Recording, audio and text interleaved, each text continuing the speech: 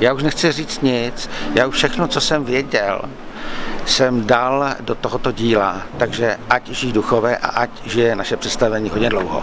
Jsem napnutý, protože každá premiéra je vždycky napíná pro nás všechny, kteří divadlo děláme delší dobu. Včera jsem viděl Generálku a ty moje obavy se naštěstí zmenšují a zmenšují. Já myslím, že nás čeká docela úspěšný muzikál, který budeme, doufám, hrát velmi dlouho, protože ten můj dojem z toho představení je jenom výborný a myslím si, že ta věc najde širokou odezvu v celé České republice.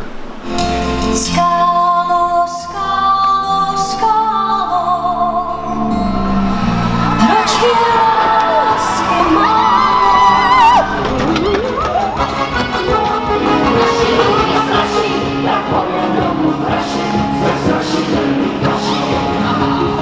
Já si myslím, že je to asi, že to ty diváci berou, že to je dobrý. Včera jsme měli už veřejnou generálku, takže už jsme si to včera vyzkoušeli, tak dneska už ty nervy nebyly tak veliký. Třeba u mě, já jsem teda včera měla větší trému. A myslím, že jsou jako vstřícný, že to je dobrý.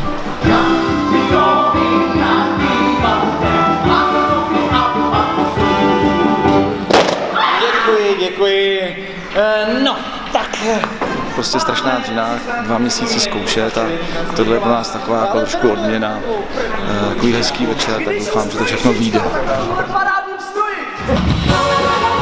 Nejtěžší scénu ve své roli považuji asi půlvteřinový okamžik, kdy stojím na takzvaném propadlu, které se má pode mnou otevřít a já do tmy propadnu dolů. Co to je za chrupky tohleto? Svěrák s malým a uhlíř s tvrdým, kdo jsi to viděl?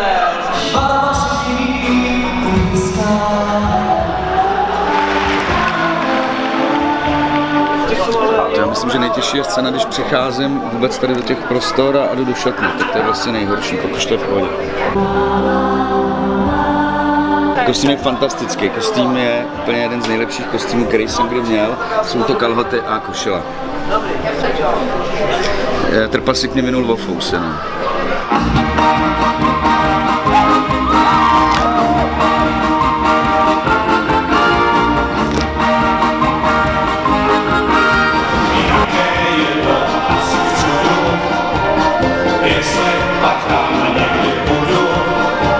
Já mám pocity jako takový smíšený, že premiéru jsem hrál, ale je zdarma, takže mám takové smíšené pocity.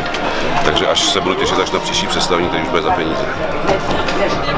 Kostým se mi samozřejmě nelíbil, ale od té doby, co jsem ho jako ozdobil rádiovkou, tak jsem z něj nadšený.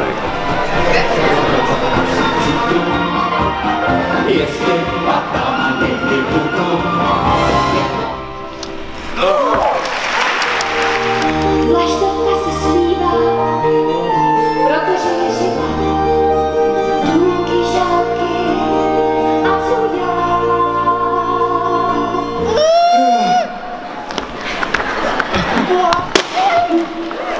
Nemocný herec, kulatý čtverec. Takhle si klucihle, těsto kruže.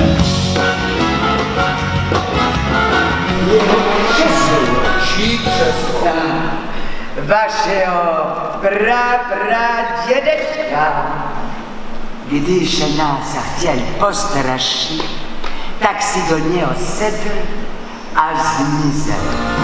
My si na sebe, my si na sebe, my si na sebe pošláme, čas jako víno letí, čas jako víno letí.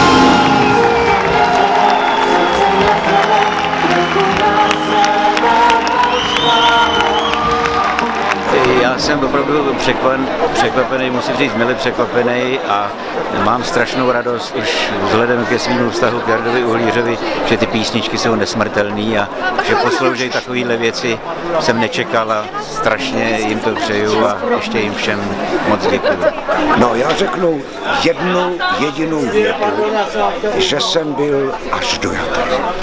Jsem rád, že jsem tak dlouho šel až na to jeviště, protože jsem se musel dát do pořádku. Bylo to výborné.